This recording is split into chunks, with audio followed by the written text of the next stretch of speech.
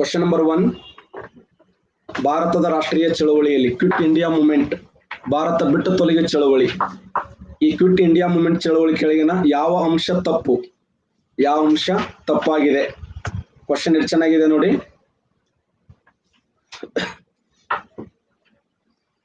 ಸಾವಿರದ 1942 Quit India ಚಳವಳಿ ಕೆಳಗಿನ ಯಾವ ಅಂಶ ತಪ್ಪಾಗಿದೆ? ಇದು ಅಹಿಂಸಾತ್ಮಕ ಚಳವಳಿಯಾಗಿತ್ತು. ಮಹಾತ್ಮ ಗಾಂಧಿಯವರ ಇದರ ನೇತೃತ್ವವನ್ನ ವಹಿಸಿದ್ದರು. ಅದು ಸ್ವಯಂ ಪರಿವರ್ತನವಾಗಿತ್ತು. ಎಲ್ಲವೂ ತಪ್ಪಾಗಿದೆ. 1942 ಕ್ವಿಟ್ ಇಂಡಿಯಾ ಚಳವಳಿ ಕುರಿತಂತೆ ಈ ಕೆಳಗಿನ ಯಾವ ಅಂಶ ತಪ್ಪಾಗಿದೆ? ಇದು ಅಹಿಂಸಾತ್ಮಕ ಚಳವಳಿಯಾಗಿತ್ತು. ಇದೊಂದು ಅಹಿಂಸಾತ್ಮಕವಾದಂತಹ ಚಳವಳಿಯಾಗಿತ್ತು. ಮಹಾತ್ಮ ಗಾಂಧೀಜಿಯವರು ಅದರ ನೇತೃತ್ವವನ್ನು ವಹಿಸಿಕೊಂಡಿದ್ದರು. ಅದು ಸ್ವಯಂ ಪ್ರವೃತ್ತಿಯಾಗಿತ್ತು. ಎಲ್ಲವೂ ತಪ್ಪಾಗಿವೆ. ಯಾವ ಹೇಳಿಕೆ ತಪ್ಪು? IAS 2011ರಲ್ಲಿ ಕೇಳಿದಂತ ಪ್ರಶ್ನೆ.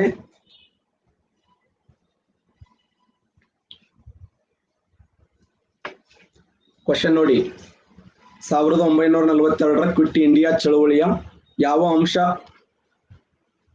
ನೋಡಿ? ಸ್ವಯಂ ಪ್ರೇರಿತವಾಗಿತ್ತು. Right answer. ಇದು ಸ್ವಯಂ ಪ್ರೇರಿತವಾದಂತ ಹೋರಾಟ. ಓಕೆ. ಇದು ಅಹಿಂಸಾತ್ಮಕವಾದಂತ ಹೋರಾಟನೂ ಓಕೆ. ಆದ್ರೆ ಈ ಹೋರಾಟದ ನಾಯಕತ್ವವನ್ನು ಮಹಾತ್ಮ ಗಾಂಧೀಜಿಯವರು ವಹಿಸಿಕೊಂಡಿರ್ಲಿಲ್ಲ. ನೆನ್ಪಿಡಿ, ಈ ಹೋರಾಟದ ನಾಯಕತ್ವವನ್ನು ಮಹಾತ್ಮ ಗಾಂಧೀಜಿ, ಯಾಕಂದ್ರೆ ಮಹಾತ್ಮ ಗಾಂಧಿಯವರು ಜೈಲಿಗೆ ಹಾಕಿ ಬಿಡ್ತಾರಲ್ಲ, ಮಹಾತ್ಮ ಗಾಂಧಿನ ಒಯ್ದು ಜೈಲಲ್ಲಿ ಬಂಧಿಸ್ತಾರೆ 1942. ಅದಕ್ಕೆ ಈ ಒಂದು ಕ್ವಿಟ್ ಇಂಡಿಯಾ ಚಳವಳಿಯನ್ನ ನಾಯಕರಿಲ್ಲದ ಹೋರಾಟ ಅಂತ ಕರೀತಾರೆ. ಕ್ವಶನ್ ಕೇಳಿದ್ದಾರೆ ನೋಡಿ, ಈ ಕೆಳಗಿನ ಯಾವ ಹೋರಾಟವನ್ನ ನಾಯಕರಿಲ್ಲದ ಹೋರಾಟ ಎನ್ನುವರಂದ್ರ Quit India Movement. 1942 Quit India Movement ಅನ್ನ ನಾಯಕರಿಲ್ಲದ ಹೋರಾಟ ಅಂತ ಹೇಳಿ ಕರೀತಾರೆ. ಭಾರತದ ಸ್ವತಂತ್ರ ಹೋರಾಟದಲ್ಲಿ ಇದನ್ನ ನಾಯಕರಿಲ್ಲದ ಹೋರಾಟ. ಆದ್ರೂ ಕೂಡ ಅರುಣಾ ಅಸಫ್ ಅಲಿ ಮತ್ತು ಜಯಪ್ರಕಾಶ್ ನಾರಾಯಣ ಇದರ ನಾಯಕತ್ವ ವಹಿಸಿಕೊಳ್ತಾರೆ. 1942 ಕ್ವಿಟ್ ಇಂಡಿಯಾ ಚಳವಳಿ ಕುರಿತಂತೆ ಈ ಕೆಳಗಿನ ಯಾವ ಅಂಶ ತಪ್ಪಾಗಿದೆ ಅಂತಂದ್ರೆ ಸರಿಯಾಗಿರುವಂತ ಉತ್ತರ ಯಾವ್ದಂದ್ರ ರೈಟ್ ಆನ್ಸರ್.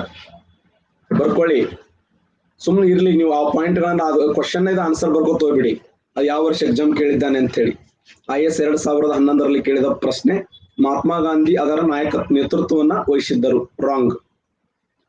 ನಂತರ ಭಾರತೀಯ ನಾಗರಿಕ ಸೇವೆ ಎಂಬ ಮಾನಿಸಲ್ಪಟ್ಟಿರ್ತಕ್ಕಂಥ ಪ್ರಸಂವಿಧಾನಬದ್ಧ ನಾಗರಿಕ ಸೇವೆಯನ್ನ ಕೆಳಗಿನ ಗವರ್ನರ್ ಜನರಲ್ ಯಾರು ರಚಿಸಿದರು? ಅಂದ್ರ ಈ ಸಿವಿಲ್ ಸರ್ವಿಸ್ ಅಂತ ಕರಿತೀರಲ್ಲ, ICS ಎಕ್ಸಾಮ್ಗಳಂತ ಕರಿತೀವಲ್ಲ, ICS ಇಂಡಿಯನ್ ಸಿವಿಲ್ ಸರ್ವಿಸ್ ಅಂತ ಕರಿತೀವಲ್ಲ, ICS ಎಕ್ಸಾಮ್ಗಳನ್ನ, ಇಂಡಿಯನ್ ಸಿವಿಲ್ ಸರ್ವಿಸ್, IAS 2010ರಲ್ಲಿ ಕೇಳಿದಂತ ಪ್ರಶ್ನೆ. ಇಂಡಿಯನ್ ಸಿವಿಲ್ ಸರ್ವಿಸ್ ಎಕ್ಸಾಮ್ಗಳು ಇದನ್ನ ಭಾರತ ದೇಶದಲ್ಲಿ ಜಾರಿಗೆ ತಂದವರು ಯಾರು? ಯಾರನ್ನ ಭಾರತ ದೇಶದ ನಾಗರಿಕ ಸೇವೆಗಳ ಪಿತಾಮಹ ಅಂತ ಕರೀತಾರೆ? ವಾರನ್ ಹೆಸ್ಟಿಂಗ್ ಅವರನ್ನ, ಲಾರ್ಡ್ ವೆಲ್ಲೆಸ್ಲಿ ಅವರನ್ನ, ಕಾರ್ನ್ ವಾಲಿಸ್ ಅವರನ್ನ, ಲಾರ್ಡ್ ವಿಲಿಯಂ ಬೆಂಟಿಂಗ್ ಅವರನ್ನ. ಯಾರನ್ನ?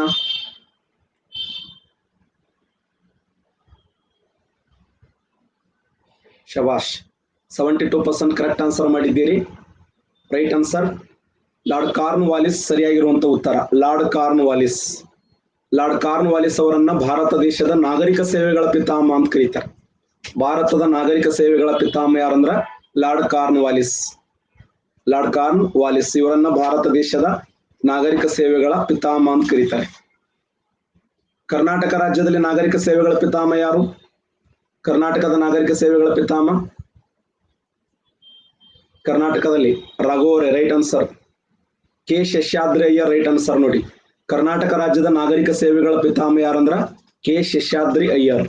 ಕೆ ಶೇಷಾದ್ರಿ ಅವರನ್ನ ಕರ್ನಾಟಕದ ನಾಗರಿಕ ಸೇವೆಗಳ ಪಿತಾಮಹ ಅಂತ ಕರೀತಾರೆ. ಕರ್ನಾಟಕದ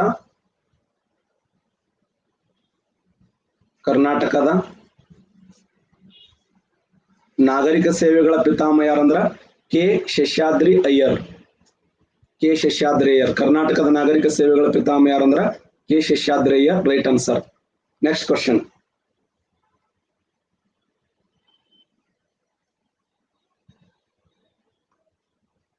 ಸ್ವದೇಶಿ ಚಳವಳಿ ಆರಂಭಕ್ಕೆ ತಕ್ಷಣ ಕಾರಣವೇನಾಗಿತ್ತು? ಸ್ವದೇಶಿ ಚಳವಳಿ ಆರಂಭಕ್ಕೆ ತಕ್ಷಣದ ಕಾರಣ ಏನಾಗಿತ್ತು? IAS 2010ರಲ್ಲಿ ಕೇಳಿದಂತ ಪ್ರಶ್ನೆ ಇದು. ಲಾರ್ಡ್ ಕರ್ಜನ್ ಇಂದ ಬಂಗಾಳ ವಿಭಜನೆ, ಲೋಕಮಾನ್ಯ ತಿಲಕರು ವಿಧಿಸಲ್ಪಟ್ಟ 18 ತಿಂಗಳ ಕಠಿಣ ಕಾರಾಗೃಹ ಶಿಕ್ಷೆ, ಲಾಲ್ ಲಜಪತ್ ರಾಯ್, ಅಜಿತ್ ಸಿಂಗ್ ಬಂಧನ ಮತ್ತು ಗಡಿಪಾರು ಪಂಜಾಬ್ ವಸಾಹತುಕರಣ ಮಸೂದೆಗೆ ಅಂಗೀಕಾರ, ಚಾಪೇಕರ್ ಸಹೋದರರಿಗೆ ವಿಧಿಸಲ್ಪಟ್ಟ ಮರಣದಂಡನೆ. ವಿದೇಶಿ ಚಳವಳಿ ಸ್ವದೇಶಿ ಚಳವಳಿ ಅಂದ್ರು ಒಂದೇ, ಇದನ್ನು ವಂಗಭಂಗ ಚಳವಳಿ ಅಂತ ಕರೀತಾರೆ. ವಂಗಭಂಗ ಚಳವಳಿ ಅಂದ್ರು ಒಂದೇ, ಸ್ವದೇಶಿ ಚಳವಳಿ ಅಂದ್ರು ಒಂದೇ. ಈ ಸ್ವದೇಶಿ ಚಳವಳಿಯ ಆರಂಭಕ್ಕೆ ತತ್ಕ್ಷಣದ ಕಾರಣ ಏನಾಗಿತ್ತು? ಯಾವ ಕಾರಣ? ಲಾರ್ಡ್ ಕರ್ಜನ್ ನಿಂದ ಬಂಗಾಳ ವಿಭಜನೆ, ಲೋಕಮಾನ್ಯ ತಿಲಕರಿಗೆ ವಿಧಿಸಲ್ಪಟ್ಟ 18 ತಿಂಗಳ ಕಠಿಣ ಕಾರಾಗೃಹ ಶಿಕ್ಷೆ, ಲಾಲ್ ಲಜಪತ್ ರಾಯ್ ಮತ್ತು ಅಜಿತ್ ಸಿಂಗ್ ಬಂಧನ ಮತ್ತು ಗಡಿಪಾರು, ಪಂಜಾಬ್ ವಸಾಹತುಕರಣ ಮಸೂದೆ ಅಂಗೀಕಾರ, ಚಾಪೇಕರ್ ಸಹೋದರಿಗೆ ವಿಧಿಸಲ್ಪಟ್ಟ ಮರಣದಂಡನೆ. ಕರೆಕ್ಟ್ ಆನ್ಸರ್ ಮಾಡಿ. ಯಾಕೆ ವಂಗಭಂಗ ಚಳವಳಿ ಆರಂಭ ಆಯಿತು? ವಂಗಭಂಗ ಚಳವಳಿ ಆರಂಭ ಆಗಕ್ಕೆ ಪ್ರಮುಖವಾಗಿರುವಂತಹ ಕಾರಣ ಏನು? ಶಬಾಷ್, 61% ಕರೆಕ್ಟ್ ಆನ್ಸರ್ ಮಾಡಿದ್ದೀರಿ. ಸರಿಯಾಗಿರುವಂತ ಉತ್ತರ ಯಾವ್ದಂದ್ರ ರೈಟ್ ಆನ್ಸರ್.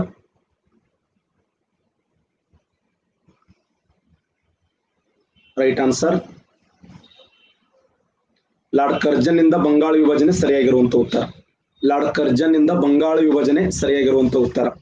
ಲಾರ್ಡ್ ಕರ್ಜನ್ ಏನ್ ಮಾಡ್ತಾನಂದ್ರೆ ಭಾರತ ದೇಶದಲ್ಲಿ ಬಂಗಾಳ ವಿಭಜನೆಯನ್ನು ಮಾಡ್ತಾನೆ. ಯಾವ ವರ್ಷ? 1905 ಅಕ್ಟೋಬರ್ 16ನೇ ತಾರೀಕು. ವೆರಿ ಇಂಪಾರ್ಟೆಂಟ್, ಇದು ಬಹಳ ಸರಿ ಎಕ್ಸಾಮ್ ರಿಪೀಟ್ ಪ್ರಶ್ನೆ ಆಗಿದೆ ನೋಡಿ. 1905 ಅಕ್ಟೋಬರ್ 16ರಂದು ಬಂಗಾಳದ ವಿಭಜನೆ ಆಗ್ತದೆ. ಲಾರ್ಡ್ ಕರ್ಜನ್ ಅವರು ಬಂಗಾಳ ವಿಭಜನೆ ಮಾಡ್ತಾರೆ 1905 ಅಕ್ಟೋಬರ್ 16ರಂದು. ಸ್ವದೇಶಿ ಚಳವಳಿ ಆರಂಭಕ್ಕೆ ತಕ್ಷಣದ ಕಾರಣವೇನಾಗಿತ್ತು ಅಂದ್ರೆ ಲಾರ್ಡ್ ಕರ್ಜನ್ ನಿಂದ ಬಂಗಾಳ ವಿಭಜನೆ ಸರಿಯಾಗಿರುವಂತಹ ಉತ್ತರ. ಲಾರ್ಡ್ ಕರ್ಜನ್ ನಿಂದ ಬಂಗಾಳ ವಿಭಜನೆ 1905 ಅಕ್ಟೋಬರ್ 16ನೇ ತಾರೀಕು. Next question. ಕೆಳಗಿನ ಹೇಳಿಕೆಗಳನ್ನ ಪರಿಗಣಿಸಿ. ರೈತರ ಸಮಸ್ಯೆಗಳನ್ನ ಪರಿಶೀಲಿಸಲು ಚಂಪಾರಣ್ಯಗೆ ಬರಬೇಕೆಂಬ ಡಾಕ್ಟರ್ ರಾಜೇಂದ್ರ ಪ್ರಸಾದ್ ಅವರು ಮಹಾತ್ಮ ಗಾಂಧೀಜಿಯವರ ಮನ ಒಪ್ಪಿಸಿದರು. ಚಂಪಾರಣ್ಯ ಡಾಕ್ಟರ್ ರಾಜೇಂದ್ರ ಪ್ರಸಾದ್ ಅವರು ಚಂಪಾರಣ್ಯ ಪರಿಶೀಲನೆಯಲ್ಲಿ ಪಾಲ್ಗೊಂಡಂತ ಮಹಾತ್ಮ ಗಾಂಧೀಜಿಯವರು ಸಹೋದ್ಯೋಗಿಗಳಲ್ಲಿ JB ಕೃಪಲಾನಿ ಕೂಡ ಒಬ್ಬರು. ನೋಡಿ, IAS 2010ರಲ್ಲಿ ಕೇಳಿದಂತ ಪ್ರಶ್ನೆ. ಈ ಕೆಳಗಿನ ಹೇಳಿಕೆಗಳನ್ನ ಪರಿಗಣಿಸಿ. ರೈತರ ಸಮಸ್ಯೆಗಳನ್ನು ಪರಿಶೀಲಿಸಲು ಚಂಪಾರಣ್ಯಗೆ ಬರಬೇಕೆಂದು ಡಾಕ್ಟರ್ ರಾಜೇಂದ್ರ ಪ್ರಸಾದ್ ಅವರು ಮಹಾತ್ಮ ಗಾಂಧೀಜಿಯವರ ಮನ ಒಪ್ಪಿಸಿದರು. ಚಂಪಾರಣ್ಯ ಪರಿಶೀಲನೆಯಲ್ಲಿ ಪಾಲ್ಗೊಂಡ ಮಹಾತ್ಮ ಗಾಂಧೀಜಿಯವರು ಸಹೋದ್ಯೋಗಿಗಳಲ್ಲಿ JB ಕೃಪಲಾನಿ ಕೂಡ ಒಬ್ಬರು. ಒಂದು ಮಾತ್ರ ಸರಿಯಾಗಿದೆ, 2 ಮಾತ್ರ ಸರಿಯಾಗಿದೆ, 1 2 ಸರಿಯಾಗಿದೆ, 1 2 ಯಾವುದೂ ಅಲ್ಲ. Very important question. Correct answer ಮಾಡಿ ನೋಡೋಣ.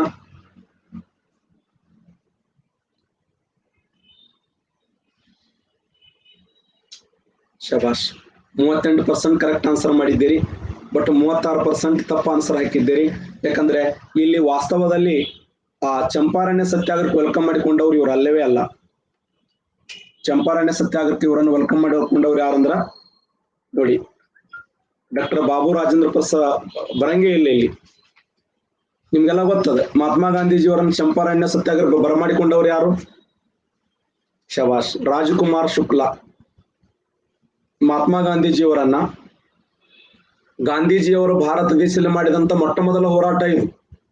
ನಿಮ್ಗೆಲ್ಲ ಗೊತ್ತದ. ಭಾರತ ದೇಶ ಗಣೇಶ್ ಅನ್ನುವಂತ ವಿದ್ಯಾರ್ಥಿ ಅವರಿಗೆ ಹೇಳ್ತಾನ ರಾಜಕುಮಾರ್ ಶುಕ್ಲಾ ಅವರೇ ಅವರು ಆಫ್ರಿಕಾ ಖಂಡದಲ್ಲಿ ಬಿಳಿಯರ ವಿರುದ್ಧ ಕರಿಯರ ಪರವಾಗಿ ಹೋರಾಟವನ್ನು ಮಾಡಿದಂತ ಗಾಂಧೀಜಿಯವರನ್ನ ನಾವು ಹೇಗಾದ್ರೂ ಮಾಡಿ ಭಾರತ ದೇಶಕ್ಕೆ ಕರ್ಕೊಂಡು ಬರ್ಲಿ, ಈ ಚಂಪಾರಣ್ಯ ಕರ್ಕೊಂಡು ಬರ್ಲೇಬೇಕು ಅನ್ನುವಂತ ಒಂದು ಸಂದೇಶವನ್ನು ಕೊಟ್ಟಾಗ ಆ ಗಣೇಶ್ ಅನ್ನುವಂತ ವಿದ್ಯಾರ್ಥಿಯ ಮಾತನ್ನ ಕೇಳಿರ್ತಕ್ಕಂಥ ರಾಜಕುಮಾರ್ ಶುಕ್ಲಾ ಅವರು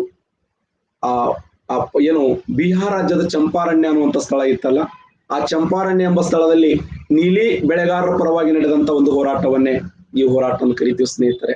1917 ಗಾಂಧಿ ಬಾಬಾ ಎಕ್ಸಲೆಂಟ್. ಆ ಒಂದು ಹೋರಾಟದಲ್ಲಿ ಅವರಿಗೆ ಗಾಂಧಿ ಬಾಬಾ ಅಂತ ಹೇಳಿ ಕರೆಯಲಾಯಿತು. ರೈತರ ಸಮಸ್ಯೆಗಳನ್ನ ಪರಿಶೀಲಿಸಲು ಚಂಪಾರಣ್ಯಗೆ ಬರಬೇಕೆಂದು ಕರೆ ಕೊಟ್ಟವರು ರಾಜಕುಮಾರ್ ಶುಕ್ಲಾ ಹೊರತು ಅಲ್ಲಿ ಡಾಕ್ಟರ್ ಬಾಬು ರಾಜೇಂದ್ರ ಪ್ರಸಾದ್ ಅಲ್ಲ. ಹೌದಾ? ಮಹಾತ್ಮ ಗಾಂಧೀಜಿಯವರು ಮನ ಒಲಿಸಲ್ಪಟ್ಟರು. ಇಲ್ಲಿ ಚಂಪಾರಣ್ಯ ಪರಿಶೀಲನೆಯಲ್ಲಿ ಪಾಲ್ಗೊಂಡ ಗಾಂಧೀಜಿಯವರೊಂದಿಗೆ ಸಹೋದ್ಯೋಗಿಗಳಲ್ಲಿ JB ಕೃಪಲಾನಿ ಕೂಡ ಒಬ್ಬರು. ಅಂತ ಸರಿಯಾದ ಉತ್ತರ 2 ಮಾತ್ರ ಸರಿಯಾಗಿದೆ. Okay, next question. ಭಾರತ ಬಿಟ್ಟು ತೊಲಗಿ ಚಳವಳಿ ನಂತರ C ರಾಜಗೋಪಾಲಾಚಾರಿ ಬ್ರಿಟಿಷ್ ಭಾರತ ಮತ್ತು ಭಾರತೀಯ ಸಂಸ್ಥಾನಗಳ ಪ್ರತಿನಿಧಿಗಳನ್ನೊಳಗೊಂಡ ವಾರ್ ಡಿವೈಸರಿ ಕೌನ್ಸಿಲ್ ಸ್ಥಾಪನೆ, ಜನರಲ್ ಗವರ್ನರ್ ಜನರಲ್ ಮತ್ತು ಕಮಾಂಡರ್ ಇನ್ ಚೀಫ್ ಹೊರತುಪಡಿಸಿ ಕೇಂದ್ರ ಕಾರ್ಯಕಾರಿ ಕೌನ್ಸಿಲ್ ಎಲ್ಲಾ ಸದಸ್ಯರು ಭಾರತೀಯ ಧುರೀಣರಿರುವಂತೆ ಪುನರ್ ರಚಿಸುವುದು. ಕೇಂದ್ರ ಮತ್ತು ಪ್ರಾಂತೀಯ ಶಾಸನ ಸಭೆಗಳಿಗೆ 1945 ಕೊನೆಯ ವೇಳೆಗೆ ಹೊಸ ಚುನಾವಣೆ ನಡೆಸುವುದು ಮತ್ತು ಸಂವಿಧಾನ ರಚನಾ ಸಂಸ್ಥೆಯಲ್ಲಿ ಆದಷ್ಟು ಬೇಗ ರಚಿಸುವುದು ಮೇಲಿನ ಎಲ್ಲವೂ. ನೋಡಿ, 1942 ಕ್ವಿಟ್ ಇಂಡಿಯಾ ಮೂವ್ಮೆಂಟ್ ಇದೆ. ಆ ಕ್ವಿಟ್ ಇಂಡಿಯಾ ಮೂವ್ಮೆಂಟ್ ನಂತರ ಈ ಸಿ ರಾಜಗೋಪಾಲಾಚಾರಿ ಅವರು ದ ವೇ ಔಟ್ ಎಂಬ ಕರಪತ್ರವನ್ನು ಬಿಡುಗಡೆ ಮಾಡಿದರು. ಈ ಕರಪತ್ರದಲ್ಲಿ ಏನು ಪ್ರಸ್ತಾಪ ಮಾಡಲಾಗಿತ್ತು? ಈ ಕರಪತ್ರದಲ್ಲಿ ಏನ್ ಹೇಳಿದ್ರು ಸಿ ರಾಜಗೋಪಾಲಾಚಾರಿ ಅವರು? ಮಹಾತ್ಮ ಗಾಂಧೀಜಿಯವರ ಒಂದು ಅಂತಃಸಾಕ್ಷಿ ಅಂತ ಕರಿತೀವಿ.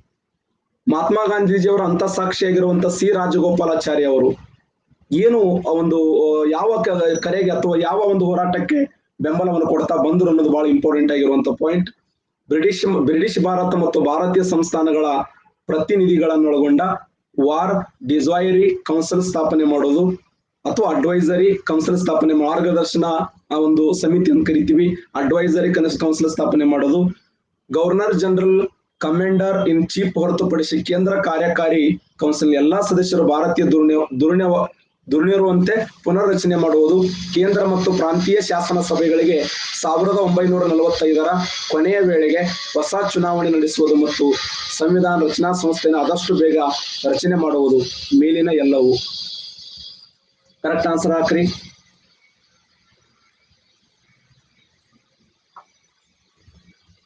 ಮೇಲಿನ ಎಲ್ಲವಾ ಇರಲಿ.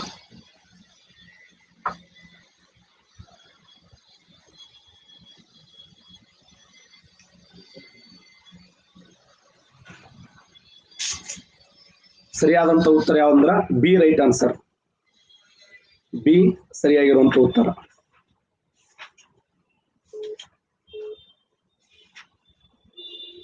ಬಿ ಸರಿಯಾಗಿರುವಂತ ಉತ್ತರ. ಗವರ್ನರ್ ಜನರಲ್ ಮತ್ತು ಕಮಾಂಡರ್ ಇನ್ ಚೀಫ್ ಅನ್ನು ಹೊರತುಪಡಿಸಿ ಕೇಂದ್ರ ಕಾರ್ಯಕಾರಿ ಕೌನ್ಸಿಲ್ ಎಲ್ಲಾ ಸದಸ್ಯರು ಭಾರತೀಯ ಧುರೀಣರಿರುವಂತೆ ಪುನರ್ರಚನೆ ಮಾಡುವಂತ ಒಂದು ಅಂಶ ಏನಂದ್ರ ದ ವೇ ಔಟ್ ಎಂಬ ಕರಪತ್ರವನ್ನ ಅದರ ಒಂದು PSI ಕ್ವಶನ್ ಕೇಳಿದ್ದಾನೆ. ಸಿ ರಾಜಗೋಪಾಲಾಚಾರಿ ಅವರು ಭಾರತ ಬಿಟ್ಟು ತೊಲಗಿ ಚಳವಳಿಯ ನಂತರ ಅವರು ಹೊರಡಿಸಿದಂತ ಕರಪತ್ರ ಯಾವುದಂತೂ ಅದು ಕ್ವಶನ್ ಆಗಿದೆ. ದ ವೇ ಔಟ್ ಅನ್ನುವಂತ ಕರಪತ್ರವನ್ನು ಬಿಡುಗಡೆ ಮಾಡ್ತಾರೆ. ಈ ಕರಪತ್ರದಲ್ಲಿ ಒಂದು ಪ್ರಸ್ತಾಪ ಯಾವುದು ಅಂದ್ರೆ ಗವರ್ನರ್ ಜನರಲ್ ಮತ್ತು ಕಮಾಂಡರ್ ಇನ್ ಚೀಫ್ ಅನ್ನು ಹೊರತುಪಡಿಸಿ ಕೇಂದ್ರ ಕಾರ್ಯಕಾರಿ ಕೌನ್ಸಿಲ್ ಎಲ್ಲಾ ಸದಸ್ಯರು ಭಾರತೀಯರ ಧುರೀಣರಿರುವಂತೆ ಪುನರ್ರಚನೆ ಮಾಡಿರ್ತಕ್ಕಂಥದ್ದು ಈ ಒಂದು ಕರಪತ್ರದ ಮುಖ್ಯ ಉದ್ದೇಶವಾಗಿತ್ತು ಅಂತ. Next question. ಸೈಮನ್ ಆಯೋಗದ ಶಿಫಾರಸಿನಂತೆ ಕೆಳಗಿನ ಯಾವ ಹೇಳಿಕೆ ಸರಿಯಾಗಿರುವಂತದ್ದು? ಪ್ರಾಂತ್ಯಗಳಲ್ಲಿ ದ್ವಿ ಆಡಳಿತ ಪದ್ಧತಿಯ ಬದಲಾಗಿ ಜವಾಬ್ದಾರಿ ಸರ್ಕಾರ ಸ್ಥಾಪಿಸಲು ಅದು ಶಿಫಾರಸು ಮಾಡಿತು. ಗೃಹ ಇಲಾಖೆ ಅಡಿಯಲ್ಲಿ ಅಂತರ ಪ್ರಾಂತೀಯ ಕೌನ್ಸಿಲ್ ಸ್ಥಾಪಿಸಲು ಅದು ಶಿಫಾರಸು ಮಾಡಿತು. ಕೇಂದ್ರದಲ್ಲಿ ದ್ವಿಸದನ ಶಾಸನ ಸಭೆಯನ್ನು ರದ್ದುಪಡಿಸಲು ಅದು ಉಪದೇಶ ಮಾಡಿತು. ಭಾರತೀಯ ನೇಮಕಾತಿಗಳಿಗಿಂತ ಬ್ರಿಟಿಷ್ ನೇಮಕಾತಿಗಳಿಗೆ ಹೆಚ್ಚಿನ ಸಂಬಳ ಮತ್ತು ಭತ್ಯೆಗಳು ಇರುವಂತೆ ಭಾರತೀಯ ಪೊಲೀಸ್ ಸೇವೆಯನ್ನ ಸ್ಥಾಪಿಸಲು ಅದು ಶಿಫಾರಸು ಮಾಡಿತು. ನೋಡಿ, ವೆರಿ ಇಂಪಾರ್ಟೆಂಟ್ ಕ್ವಶನ್ ಇದು ಸಹ. ಇದು 2 ಬಾರಿ ರಿಪೀಟ್ ಆಗಿದೆ ಕ್ವಶನ್. 2010 IAS ಕೇಳಿದಂತ ಪ್ರಶ್ನೆ. ಇನ್ನೊಂದ್ಸರಿ ಕೇಳಿ. ಸೈಮನ್ ಆಯೋಗದ ಶಿಫಾರಸುಗಳಂತೆ ಕೆಳಗಿನ ಯಾವ ಹೇಳಿಕೆ ಸರಿಯಾಗಿದೆ? ಪ್ರಾಂತ್ಯಗಳಲ್ಲಿ ದ್ವಿ ಆಡಳಿತ ಪದ್ಧತಿ ಬದಲಾಗಿ ಜವಾಬ್ದಾರಿ ಸರ್ಕಾರ ರಚಿಸಲು ಅದು ಶಿಫಾರಸು ಮಾಡಿತು. 1927 ಸೈಮನ್ ಆಯೋಗ ಗೃಹ ಇಲಾಖೆ ಅಡಿಯಲ್ಲಿ ಅಂತರ ಪ್ರಾಂತೀಯ ಕೌನ್ಸಿಲ್ ಸ್ಥಾಪಿಸಲು ಅದು ಶಿಫಾರಸು ಮಾಡಿತ್ತು. ಕೇಂದ್ರದಲ್ಲಿ ದ್ವಿಸದನ. ನೋಡಿ, ನಿಮ್ಗೆಲ್ಲಾ ಬರ್ಬೇಕಂತಲ್ಲ, ನೆನಪಿಡಿ. ಸರ್ ಏನ್ರಿ ಇವೆಲ್ಲ ಎಂತೆಂತ ಕ್ವಶನ್ ಅದಾವ ನಮ್ಗೆ ಬರಂಗಿಲ್ಲ ಅಂತ ಕಲಿದಪ್ಪ. ಜಗತ್ತಿನ ಬಲ್ಲವರು ಬಾಳಿಲ್ಲ ಈ ಜಗತ್ತಿನಲ್ಲಿ. ಹೊಸ ಹೊಸ ವಿಚಾರಗಳನ್ನ ಕಲ್ಕೊತ ಹೋಗೋದು. ಒಂದ ಪಟ್ನ ಎಕ್ಸಾಮ್ ಹೊಡೆದ ಹಾಕಿ ಹೋಗ್ಬಿಡೋದು. ನಾವು 10ಕ್ಕೆ 10 ಹಾಕ್ತಿವಿ ಅಂತ ಹೋಗ್ಬಾರ್ದು. 10ಕ್ಕೆ 1 8 ಬಿಡಿಸ್ತೀವಿ ಅಂತ ಹೋಗ್ಬೇಕಷ್ಟೇ. 10ಕ್ಕೆ 8 ಬಂದ್ರೆ ಸಾಕು ನಮ್ಗೆ. 7ರಿಂದ 8 ಕ್ವಶನ್ ಬಂದ್ರೆ ನಾವ್ ವಿನ್ ಆದಂಗೆ. ನೀವು ಗಾಬರಿಯಾಗಿ ಸರ್ ಹೆಂಗ್ರಿ ಇವೆಲ್ಲ ಕ್ವಶನ್ ಅನ್ನೋದು ಏನೋ ವಿಚಾರ ಮಾಡಕ್ ಹೋಗ್ರಿ. ಒಂದು ಕ್ವಶನ್ ಆನ್ಸರ್ ಮಾಡ್ತೀರಿ.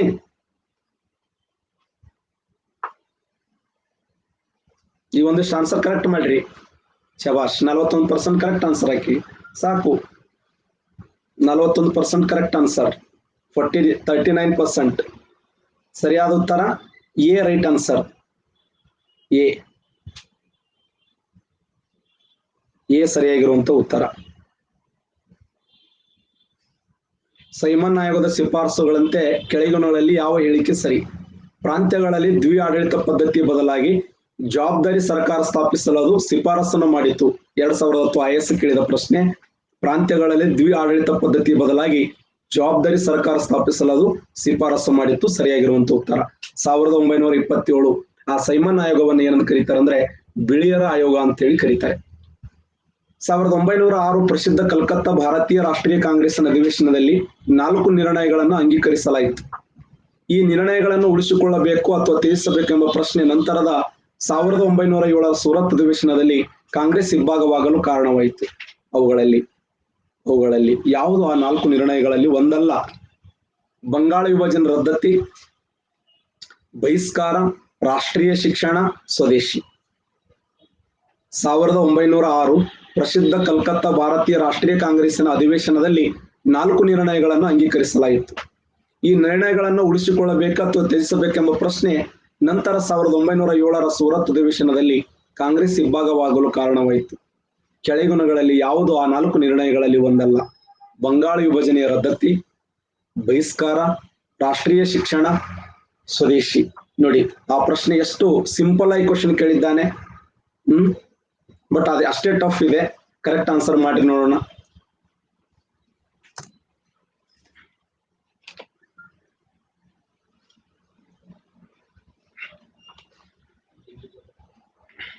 Right answer C right. ಇದು ಎ ರೈಟ್. ಬಂಗಾಳ ವಿಭಜನೆಯ ರದ್ದತಿ ಅಂತ. ಬಂಗಾಳ ವಿಭಜನೆಯ ರದ್ದತಿ, ಬಹಿಷ್ಕಾರ, ಸ್ವದೇಶಿ, ರಾಷ್ಟ್ರೀಯ ಶಿಕ್ಷಣ. ಹಾಗಾದ್ರೆ ಇನ್ನೊಂದು ಯಾವುದು? ಯಾರು ಹೇಳ್ತಾರೆ? ಇನ್ನೊಂದು ನಿರ್ಣಯವನ್ನು ಕೈಗೊಳ್ಳಲಾಗಿತ್ತು ಅಲ್ಲಿ, ರಾಜ್ಯ ಅನ್ನುವಂತ ಶಬ್ದ. ರೈಟ್. ಇಲ್ಲಿ 4 ನಿರ್ಣಯಗಳನ್ನ ಕೈಗೊಳ್ಳಲಾಗಿತ್ತು ಸ್ನೇಹಿತರೆ. 4 ನಿರ್ಣಯಗಳು. 4 ನಿರ್ಣಯಗಳು ಯಾವಂದ್ರ, ಒಂದು ಸ್ವರಾಜ್ಯ ಅನ್ನುವಂತ ಶಬ್ದಕ್ಕೆ ಮಹತ್ವ ಕೊಟ್ಟಿದ್ರು, ಸ್ವರಾಜ್ಯ. ಮತ್ತೆ ಬಹಿಷ್ಕಾರ, ಸ್ವದೇಶಿ, ರಾಷ್ಟ್ರೀಯ ಶಿಕ್ಷಣ. ಸ್ವರಾಜ್ಯ, ಬಹಿಷ್ಕಾರ, ಸ್ವದೇಶಿ, ರಾಷ್ಟ್ರೀಯ ಶಿಕ್ಷಣಕ್ಕೆ 1906ರಲ್ಲಿ ಕಲ್ಕತ್ತಾ ಕಾಂಗ್ರೆಸ್ ಅಧಿವೇಶನದ ಅಧ್ಯಕ್ಷರು ಯಾರಾಗಿದ್ದರು? ಇಲ್ಲಿ ಯಾರು ಹೇಳ್ತೀರಿ? ಕಲ್ಕತ್ತಾ ಕಾಂಗ್ರೆಸ್ ಅಧಿವೇಶನದ ಅಧ್ಯಕ್ಷರು ನವರೋಜಿ ಅವರು. ಒಟ್ಟು ಎಷ್ಟು ಬಾರಿ ಆಗಿದ್ದರು ದಾದಾಬಾಯಿ ನವರೋಜಿ ಅವರು ಭಾರತ ರಾಷ್ಟ್ರೀಯ ಕಾಂಗ್ರೆಸ್ ಅಧಿವೇಶನದಲ್ಲಿ? ಎಷ್ಟು ಬಾರಿ? ಶಬಾಷ್, 3 ಬಾರಿ ಅವರು ಅಧಿವೇಶನ ಅಧ್ಯಕ್ಷರಾಗಿದ್ದರು. ಸ್ವರಾಜ್ಯ ಎಂಬ ಶಬ್ದವನ್ನು ಮೊದಲ ಬಾರಿಗೆ ಬಳಸಿದವರು ಯಾರು? ಸ್ವರಾಜ್ಯ ಎಂಬ ಶಬ್ದವನ್ನು ಮೊದಲ ಬಾರಿಗೆ ಬಳಸಿದವರು ಸ್ವರಾಜ್ಯ ಎಂಬ ಶಬ್ದವನ್ನು ಮೊದಲ ಬಾರಿಗೆ ಬಳಸಿದವರು ಸ್ವರಾಜ್ಯ ಎಂಬ ಪದವನ್ನ ಮೊಟ್ಟ ಮೊದಲ ಬಾರಿಗೆ ಬಳಸಿದವರು ಯಾರು? ಯಾರು ಬಳಸಿದರು ಸ್ವರಾಜ್ಯ? ಅಲ್ಲ, ಬಳಸಿದವರು ಸ್ವಾಮಿ ದಯಾನಂದ ಸರಸ್ವತಿ ಅವರು ಸ್ನೇಹಿತರೆ. ಸ್ವಾಮಿ ದಯಾನಂದ ಸರಸ್ವತಿ ಅವರು. ಸ್ವಾಮಿ ದಯಾನಂದ ಸರಸ್ವತಿ ಅವರು.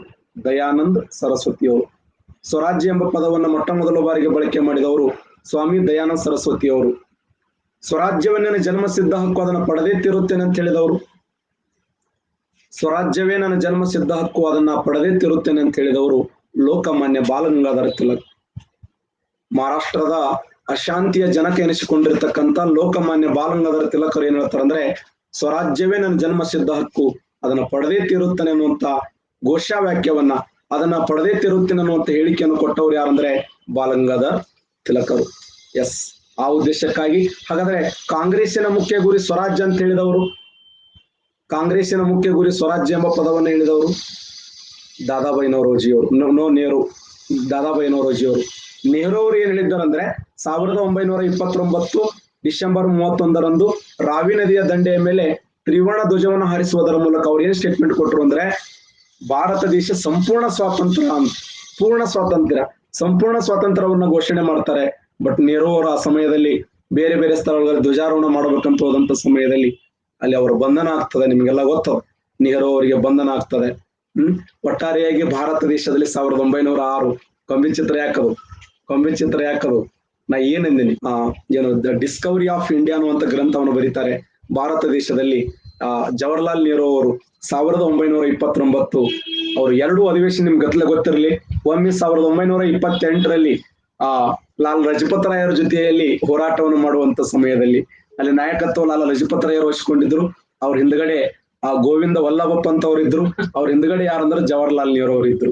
ಎಸ್, ಒಟ್ಟಾರೆಯಾಗಿ ಭಾರತ ದೇಶದ ಸ್ವತಂತ್ರ ಹೋರಾಟದಲ್ಲಿ ಜವಾಹರ್ಲಾಲ್ ನೆಹರು ಅವರ ಏನು ಅಸಹ್ಯ ಯಾರು ಮಾಡಿರೋದು ಸುಮ್ನೆ ಎಸ್ 1906 ಪ್ರಸಿದ್ಧ ಕಲ್ಕತ್ತಾ ಭಾರತೀಯ ಕಾಂಗ್ರೆಸ್ ಅಧಿವೇಶನದ 4 ನಿರ್ಣಯಗಳಲ್ಲಿ ಒಂದು ಸ್ವರಾಜ್ಯ ಅನ್ನುವಂತ ನಿರ್ಣಯ, ಬಹಿಷ್ಕಾರ ಅನ್ನುವಂತ ನಿರ್ಣಯ, ಇನ್ನೊಂದು ಸ್ವದೇಶಿ ಅನ್ನುವಂತ ನಿರ್ಣಯ, ರಾಷ್ಟ್ರೀಯ ಶಿಕ್ಷಣ ಅನ್ನುವಂತ ನಿರ್ಣಯ. Next question.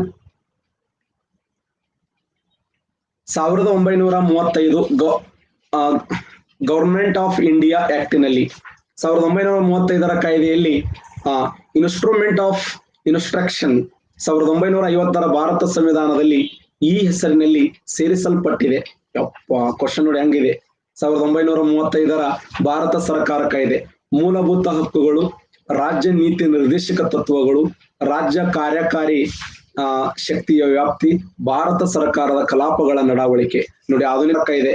ಇದನ್ನ ಜವಾಹರ್ಲಾಲ್ ನೆಹರು ಅವರು ಏನ್ ಕರೀತಾರೆ ಅಂದ್ರೆ ಗುಲಾಮಗಿರಿಯ ಹೊಸ ಸನ್ನದು ಅಂತ ಕರೀತಾರೆ. ಗುಲಾಮಗಿರಿಯ ಹೊಸ ಸನ್ನದು. 75% ಹೆಚ್ಚು ಪರ್ಸೆಂಟೇಜ್ ನಮ್ಮ ಭಾರತ ದೇಶದ ಸಂವಿಧಾನ ರಚನೆ ಆಗ್ಬೇಕಾದ್ರೆ 1935ರ ಕಾಯ್ದೆ ಅಂಶಗಳನ್ನೇ ಎರವಲಾಗಿ ಪಡ್ಕೊಂಡಿವಿ. ಹೌದಾ? 1935ರ ಗವರ್ಮೆಂಟ್ ಆಫ್ ಇಂಡಿಯಾ ಆಕ್ಟ್ ನಲ್ಲಿ ಇದ್ದಂತ ಇನ್ಸ್ಟ್ರೂಮೆಂಟ್ ಆಫ್ ಇನ್ಸ್ಟ್ರಕ್ಷನ್ 1950ರ ಭಾರತ ಸಂವಿಧಾನದ ಈ ಹೆಸರಿನಲ್ಲಿ ಸೇರ್ಪಡೆ ಮಾಡಲಾಯಿತು. ಯಾವುದನ್ನ ಸೇರ್ಪಡೆ ಮಾಡಲಾಯಿತು? ಮೂಲಭೂತ ಹಕ್ಕುಗಳು. 2010 ಏನಪ್ಪಾ ಅಂದ್ರೆ IAS ಕೇಳಿದಂತ ಪ್ರಶ್ನೆ. ಮೂಲಭೂತ ಹಕ್ಕುಗಳು, ರಾಜ್ಯ ನೀತಿ ನಿರ್ದೇಶಕ ತತ್ವಗಳು, ರಾಜ್ಯ ಕಾರ್ಯಕಾರಿ ಶಕ್ತಿಯ ವ್ಯಾಪ್ತಿ, ಇನ್ನ ಭಾರತ ಸರ್ಕಾರದ ಕಲಾಪಗಳ ನಡವಳಿಕೆ. ಕರೆಕ್ಟ್ ಆನ್ಸರ್ ಮಾಡಬೇಕಿದು ಸಹ. Right answer.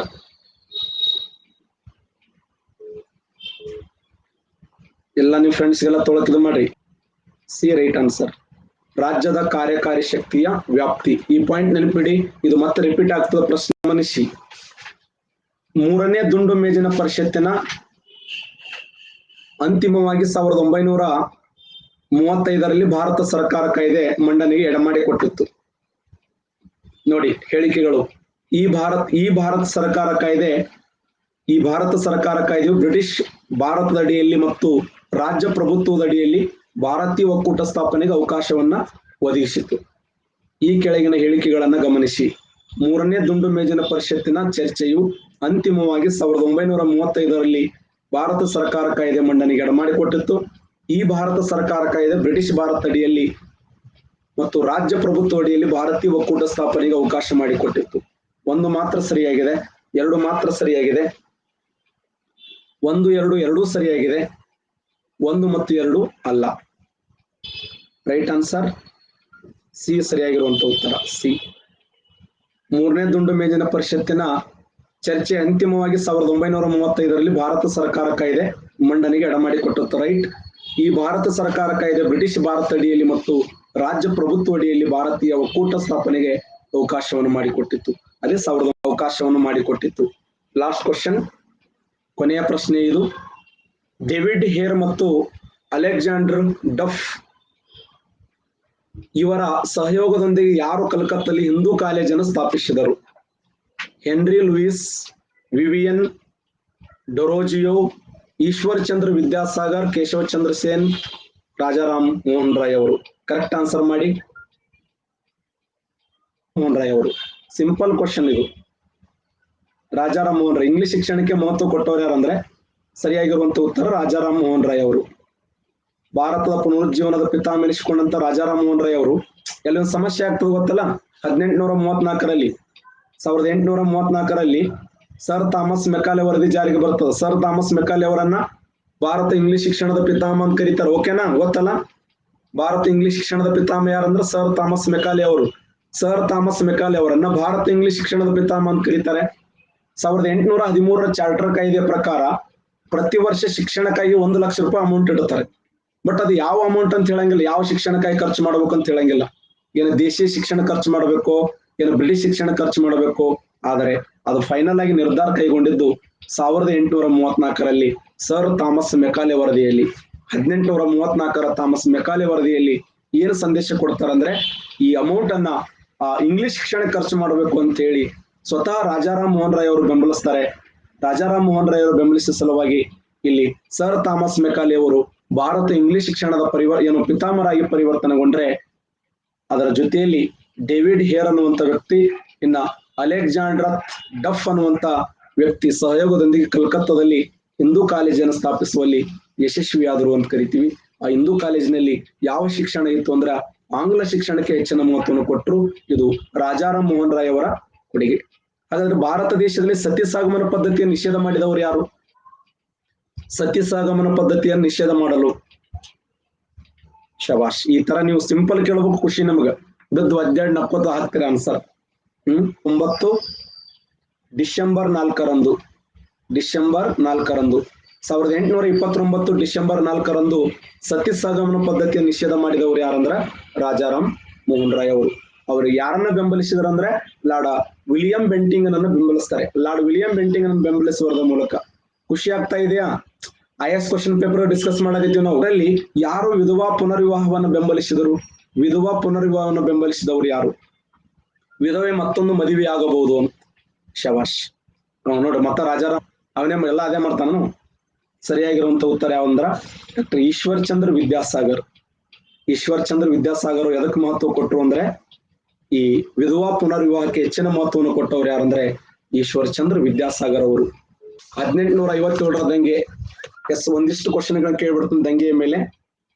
ಒಂದ್ 2 ಪಾಯಿಂಟ್ ಕೇಳಿ ಮುಂದೆ ಹೋಗ್ಬಿಡ್ತೀನಿ. A B C D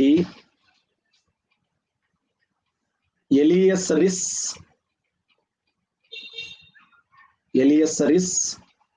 ವಿ.ಡಿ. Savarkar, Nehru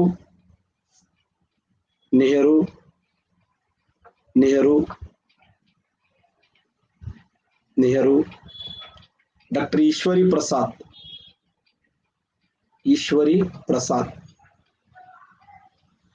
ಎಲಿಯಸರಿಸ್, V D. Savarkar, Jawaharlal Nehru, doctor Ishwari Prasad. ಭಾರತೀಯರು ಹಸಿವು ಮತ್ತು ದಾರಿದ್ರ್ಯದಿಂದ ಬಳಲುತ್ತಿರುವಂತ ಸಮಯದಲ್ಲಿ ಭಾರತವು ಇಂಗ್ಲೆಂಡಿಗೆ ಹಾಲುಣಿಸುವ ಹಸುವಾಗಿತ್ತು ಅನ್ನುವಂತ ಮಾತನ್ನು ಕೊಟ್ಟವರು ಯಾರು? ಭಾರತೀಯರು ಹಸಿವು ಮತ್ತು ದಾರಿದ್ರ್ಯದಿಂದ ಬಳಲುತ್ತಿರುವಂತ ಸಮಯದಲ್ಲಿ ಭಾರತವು ಇಂಗ್ಲೆಂಡ್ ದೇಶಕ್ಕೆ ಹಾಲು ಕೊಡುವ. ಶಬಾಷ್. 74% ಕರೆಕ್ಟ್ ಆನ್ಸರ್ ಮಾಡಿದ್ದೀರಿ. Right, very important. ಯಾವಂದ್ರೆ doctor Ishwari Prasad right answer. Doctor Ishwari Prasad. ಎಲಿಯಸರಿಸ್, ವಿ.ಡಿ. ಸಾವರ್ಕರ್, ನೆಹರು. ಹಾಗಾದ್ರೆ 1857ರ ದಂಗೆ ಇದೊಂದು ಜನಾಂಗೀಯ ನಿಂದನೆ ಅಂತ ಕರೆದವ್ರು ಯಾರು? ಕಪ್ಪು ಮತ್ತು ಬಿಳಿಯ ಜನಾಂಗದ ನಿಂದನೆ ಅಂತ ಕರೆದವ್ರು ಯಾರು? ಕಪ್ಪು ಮತ್ತು ಬಿಳಿಯ ಜನಾಂಗದ ನಿಂದನೆ. ಶಬಾಷ್. ನಾನು ಮಧ್ಯಾಹ್ನದಲ್ಲಿ ಈ ಪಾಯಿಂಟ್ ಹೇಳ್ತಾ ಇದ್ದೆ. ಎಲಿಯಸರಿಸ್ ಅನ್ನುವಂತ ಇತಿಹಾಸಕಾರ ಹೇಳ್ತಾನೆ ಸ್ನೇಹಿತರೆ. 1857ರ ದಂಗೆ ಭಾರತ ಸ್ವತಂತ್ರ ಹೋರಾಟ ಅಂತಂದ್ರೆ 3-4 ಅಂಕಿಗಳಂತ ಹೇಳಿದ್ದೆ ನಿಮಗೆ. 1 1717ರಲ್ಲಿ ಕಂಪನಿಯ ಕಾಯ್ದೆ, ಕಂಪನಿ ಮ್ಯಾಗ್ನಾ ಕಾರ್ಟ ಅಂತ ಕರೀತಾರೆ. 1757ರಲ್ಲಿ ಪ್ಲಾಸ್ಟಿಕ್ ಕದನ. 1857ರಲ್ಲಿ ಭಾರತದ ಪ್ರಥಮ ಸ್ವಾತಂತ್ರ್ಯ ಸಂಗ್ರಾಮ. 1957 ಭಾರತಕ್ಕೆ ಸ್ವತಂತ್ರ. ಈ 4 ಏಳುಗಳಲ್ಲಿ ನಮ್ಮ ದೇಶದ ಸ್ವತಂತ್ರ ನಿಂತಿದೆ. 4 ಏಳುಗಳು.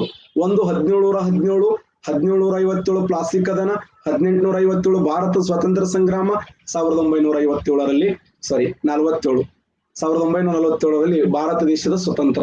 1947, 1717, 1757, 1857, 1947. ಈ 4 ಅಂಶಗಳದವಲ್ಲ, ಈ 4 ಘಟನೆಗಳದವಲ್ಲ, ಈ 4 ಘಟನೆಗಳು ಭಾರತದ ರಾಷ್ಟ್ರೀಯ ಹೋರಾಟದಲ್ಲಿ ಅತ್ಯಂತ ಪ್ರಮುಖವಾಗಿರುವಂತ ಡೇಟ್ಗಳು. ಈ ಡೇಟ್ಗಳು ನೆನಪಿಡಲೇಬೇಕು ನೀವು. ಯಾರು ಸೈನ್ಸ್ದವರು ಬರ್ತದೆ. ಬಟ್ ನೀವೇನಾಗಬೇಕಪ್ಪ ಅಂದ್ರೆ 1857ರ ದಂಗೆಯನ್ನ ಬೇರೆ ಬೇರೆ ಇತಿಹಾಸಕಾರರು ತಮ್ಮದೇ ಆಗಿರುವಂತ ಒಂದು ಮಹತ್ವದ ಅಂಶಗಳನ್ನು ಹೇಳ್ತಾ ಬಂದ್ರು. ಜಾನ್ ಸೀಲ್ ಅನ್ನುವಂತ ವ್ಯಕ್ತಿ ಹೇಳ್ತಾನೆ. ಜಾನ್ ಸೀಲಿ ಅನ್ನುವಂತ ಇತಿಹಾಸಕಾರ, ಜಾನ್ ಸೀಲಿ ಅನ್ನುವಂತ ಇತಿಹಾಸಕಾರ ಏನ್ ಹೇಳ್ತಾನಂದ್ರೆ 1857ರ ದಂಗೆ ಇದು ದೇಶಭಕ್ತಿ ಇಲ್ಲದ ಸ್ವಾರ್ಥದಿಂದ ಕೂಡಿದಂತ ಚಳವಳಿಯಾಗಿತ್ತು ಅಂತ. ನೋಡಿ ಬ್ರಿಟಿಷ್ ಇತಿಹಾಸಕಾರ ಹೆಂಗ್ ಹೇಳ್ತಾನೆ, ಸ್ವಾರ್ಥಿಗಳ ಹೋರಾಟ ಅಂತಿರು, ದೇಶಭಕ್ತರ ಹೋರಾಟ ಅಲ್ಲ ಅಂತ. ರಾಜ್ಯ ಸ್ವಾರ್ಥಿಗಳ ಹೋರಾಟ ಅಂತ ಕರೀತಾನೆ. ಸ್ವಾರ್ಥದಿಂದ ಕೂಡಿದಂತ ಚಳವಳಿಯಾಗಿತ್ತಂತ ಉಲ್ಲೇಖಿಸ್ತಾನ. ಬೈಬಾರದಂಗೆಲ್ಲ ಬರ್ಕೊಡಿ. 1857ರ ದಂಗೆಯು 1857ರ ದಂಗೆಯು ಕ್ವಶನ್ ಈ ಹೇಳಿಕೆಗಳ ಮೇಲೆ ಕೇಳಕತ್ತಾನ. ದಂಗೆಯು ದೇಶಭಕ್ತಿ ಇಲ್ಲದ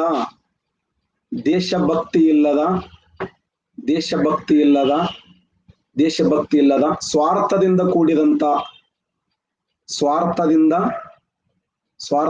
ಕೂಡಿದ ಹೋರಾಟವಾಗಿತ್ತು, ಚಳುವಳಿಯಾಗಿತ್ತು. 1857ರಂಗೆ ಇದು ದೇಶಭಕ್ತಿಯ ಹೋರಾಟ ಅಲ್ಲ, ಇದು ಸ್ವಾರ್ಥದಿಂದ ಕೂಡಿದಂತ ಹೋರಾಟ.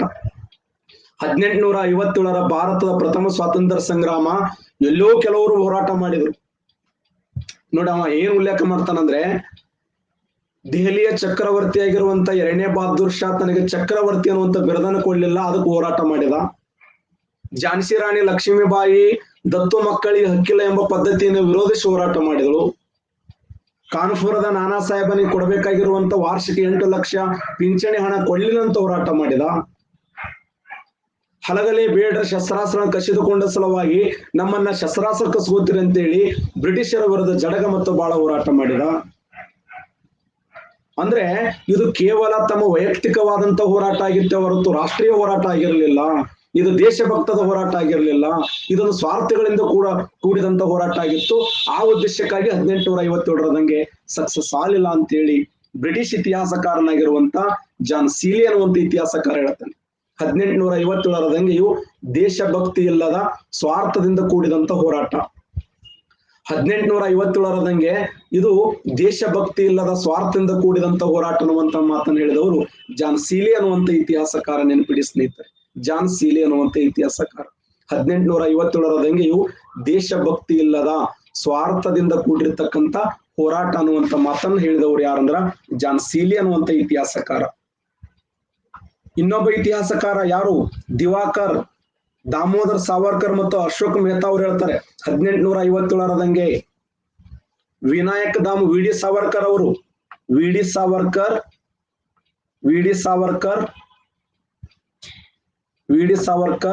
ಮತ್ತು ಅಶೋಕ್ ಮೆಹ್ತಾ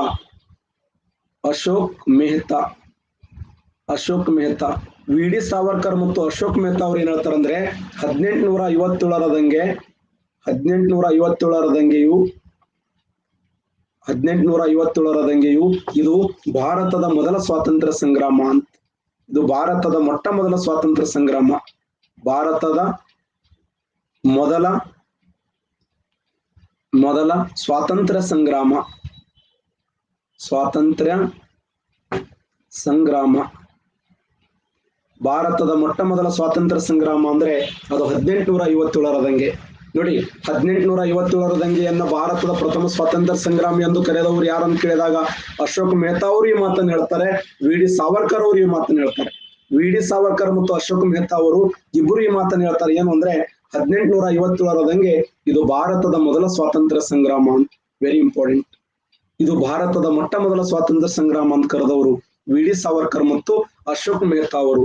ಸಿಸ್ಟರ್ ನಿವೇದಿತಾ ಅವರು ಒಂದು ಮಾತು ಹೇಳ್ತಾರೆ. ಸಿಸ್ಟರ್ ನಿವೇದಿತಾ ನೋಡಿ, ಸ್ವಾಮಿ ವಿವೇಕಾನಂದರ ಪರಮ ಶಿಷ್ಯರಾಗಿ ಭಾರತಕ್ಕೆ ಬಂದಂತ ಸಿಸ್ಟರ್ ನಿವೇದಿತಾ ಅವ್ರು ಏನ್ ಹೇಳ್ತಾರೆ? ಸಿಸ್ಟರ್ ನಿವೇದಿತಾ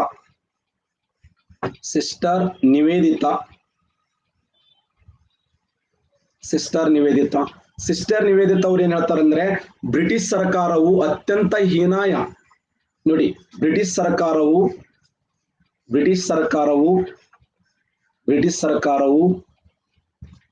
ಅತ್ಯಂತ ಹೀನಾಯ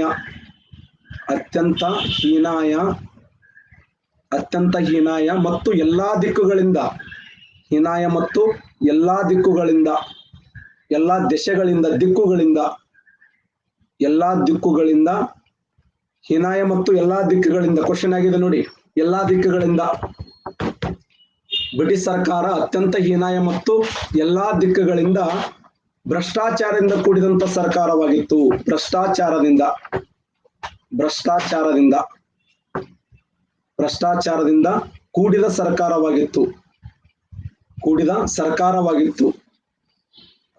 ಸರ್ಕಾರವಾಗಿತ್ತು. ನೋಡಿ, ಬ್ರಿಟಿಷ್ ಸರ್ಕಾರ ಅತ್ಯಂತ ಹೀನಾಯ ಮತ್ತು ಎಲ್ಲಾ ದಿಕ್ಕುಗಳಿಂದ ಕೂಡಿದಂತ ಸರ್ಕಾರವಾಗಿತ್ತು ಅನ್ನುವಂತ ಮಾತನ್ನು ಹೇಳಿದವರು ಯಾರಂದ್ರ ಸಿಸ್ಟರ್ ನಿವೇದಿತಾ ಅನ್ನುವಂತ ಹೆಣ್ಣು ಮಗಳು. ಸ್ವಾಮಿ ವಿವೇಕಾನಂದರ ಪರಮ ಶಿಷ್ಯರಾಗಿ ಭಾರತ ದೇಶಕ್ಕೆ ಬಂದಂತ ಸಿಸ್ಟರ್ ನಿವೇದಿತಾ ಅವ್ರು ಏನ್ ಹೇಳಿದ್ರು ಅಂತಂದ್ರೆ, ಸಿಸ್ಟರ್ ನಿವೇದಿತಾ ಏನ್ ಹೇಳಿದ್ರಂದ್ರೆ, ಬ್ರಿಟಿಷ್ ಸರ್ಕಾರವು ಅತ್ಯಂತ ಹೀನಾಯ ಮತ್ತು ಎಲ್ಲಾ ದಿಕ್ಕುಗಳಿಂದ ಕೂಡಿರ್ತಕ್ಕಂತ ಭ್ರಷ್ಟಾಚಾರದಿಂದ ಕೂಡಿದಂತ ಸರ್ಕಾರವಾಗಿತ್ತು ಅನ್ನುವಂತ ಮಾತನ್ನು ಹೇಳಿದವರು ಸಿಸ್ಟರ್ ನಿವೇದಿತಾ. ಈ ಮಾತನ್ನು ಹೇಳ್ತಾರೆ ಸ್ನೇಹಿತರೆ. ಭಾರತ ದೇಶಕ್ಕೆ ಸ್ವಾಮಿ ವಿವೇಕಾನಂದರ ಪರಮ ಶಿಷ್ಯರಾಗಿ ಭಾರತಕ್ಕೆ ಬಂದಂತ ಒಬ್ಬ ಹೆಣ್ಣು ಮಗಳು. ಹೌದಾ, ಇವರನ್ನ ಭಾರತ ದೇಶದ ಮಾರ್ಗೆಟ್ ಅಂತ ಕರೀತಾರೆ. ಸಿಸ್ಟರ್ ನಿವೇದಿತ ಅವರು ಬ್ರಿಟಿಷ್ ಸರ್ಕಾರ ಅತ್ಯಂತ ಹೀನಾಯ ಮತ್ತು ಎಲ್ಲಾ ದಿಕ್ಕುಗಳಿಂದ ಭ್ರಷ್ಟಾಚಾರದಿಂದ ಕೂಡಿದಂತ ಸರ್ಕಾರವಾಗಿತ್ತು. ಹೇಳಿಕೆಗಳು ನೋಡಿ. ಪ್ರಥಮ ಸ್ವಾತಂತ್ರ್ಯ ಸಂಗ್ರಾಮ ಅಂತ ಕರೆದವರು ಯಾರು? ವಿ ಡಿ ಸಾವರ್ಕರ್ ಮತ್ತು ಅಶೋಕ್ ಮೆಹ್ತಾ ಅವರು. ಇಲ್ಲ, ಇದು ಕೇವಲ ಏನಪ್ಪಾ ಅಂತಂದ್ರೆ ಇದು ಸಿಪಾಯಿ ದಂಗೆಗಿಂತ ಹೆಚ್ಚಾಗಿ ಉಳಿಗಮಾನ್ಯ ಪದ್ಧತಿ ಮತ್ತು ಸಾಮ್ರಾಜ್ಯಶಾಹಿಗಳ ನಡುವಿನ ಹೋರಾಟ ಅಂತ ಕರೆದವರು. ಇದು ಸಿಪಾಯಿ ದಂಗೆಗಿಂತ ಹೆಚ್ಚಾಗಿತ್ತು, ಉಳಿಗಮಾನ್ಯ ಪದ್ಧತಿ ಮತ್ತು ಸಾಮ್ರಾಜ್ಯಶಾಹಿ ನಡುವಿನ ವ್ಯವಸ್ಥೆ ನಡೆದಂತ ಹೋರಾಟ ಅಂತ ಹೇಳಿದವರು ಜವಾಹರ್ಲಾಲ್ ನೆಹರು ಅವರು. ಜವಾಹರ್ಲಾಲ್ ನೆಹರು ಅವರು ಈ ಮಾತನ್ನು ಹೇಳ್ತಾರೆ. ಟೇಲರ್ ಮತ್ತು ಔಟ್ಮರ್ ಅನ್ನುವಂತ ವ್ಯಕ್ತಿ ಹೇಳ್ತಾನೆ, ಭಾರತದಲ್ಲಿ ಬ್ರಿಟಿಷ್ ಸರ್ಕಾರವು ಕೊನೆಗಾಣಿಸಲು ಈ ಹಿಂದೂಗಳು ಮತ್ತು ಮುಸಲ್ಮಾನರು ಒಂದಾಗಿ ಮಾಡಿದಂತ ಹೋರಾಟ ಅಂತ ಕರೆದವರು ಔಟ್ಮರ್ ಮತ್ತು ಟೇಲರ್ ಅನ್ನುವಂತ ಇತಿಹಾಸಕಾರ. ಆದರೆ ಎಲಿಯಸ್ ರಿಸ್ ಅನ್ನುವಂತ ಇತಿಹಾಸಕಾರ ಏನ್ ಹೇಳ್ತಾನಂದ್ರೆ ಇದೊಂದು ಜನಾಂಗೀಯ ನಿಂದನೆ ಅಂತ. ಕಪ್ಪು ಮತ್ತು ಬಿಳಿಯ ಜನಾಂಗದವರು ಬಿಳಿಯ ಜನಾಂಗದವರು ಕಪ್ಪು ಜನಾಂಗದವರಿಗೆ ಮೋಸ ಮಾಡಿದರು. ಬಿಳಿಯ ಜನಾಂಗದವರು ಆ ಒಂದು ಕಪ್ಪು ಜನಾಂಗದವರಿಗೆ ಅಂದ್ರೆ ಭಾರತೀಯರಿಗೆ ಅವಮಾನ ಮಾಡಿದ್ರು. ಅರ್ಧ ನಿಗುರುಗಳಂತ ಕರೀತಿದ್ರು, ಹಂದಿಗಳಂತ ಕರೀತಿದ್ರು ಅವರನ್ನ. ಈ ಕರೆಯೋದ್ರಿಂದ ಭಾರತೀಯರಿಗೆ ಅನಿಸ್ತಂದ್ರೆ ಮನಸ್ಸಿಗೆ ನೋವಾಯಿತು ಅನ್ನುವಂತ ಮಾತನ್ನ, ಈ ಸಂಗತಿಯನ್ನ, ವಿಚಾರವನ್ನ ಯಾರು ಎಲಿಯಸ್ ರಿಸ್ ಅನ್ನುವಂತ ಇತಿಹಾಸಕಾರ ಈ ಮಾತನ್ನ ಹೇಳ್ತಾರೆ ಸ್ನೇಹಿತರೆ. ಇನ್ನ doctor Ishwari Prasad very important. Doctor Eshwari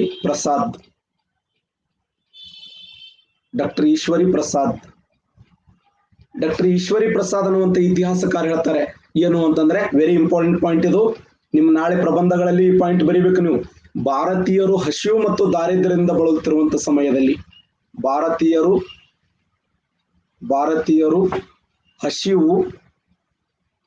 ಹಸಿವು ಮತ್ತು ದಾರಿದ್ರ್ಯದಿಂದ ಹಸಿವು ಮತ್ತು ದಾರಿದ್ರ್ಯದಿಂದ ಬಳಲುತ್ತಿರುವಾಗ ಹಿಂಸೆ ಮಾಡುತ್ತಿರುವಾಗ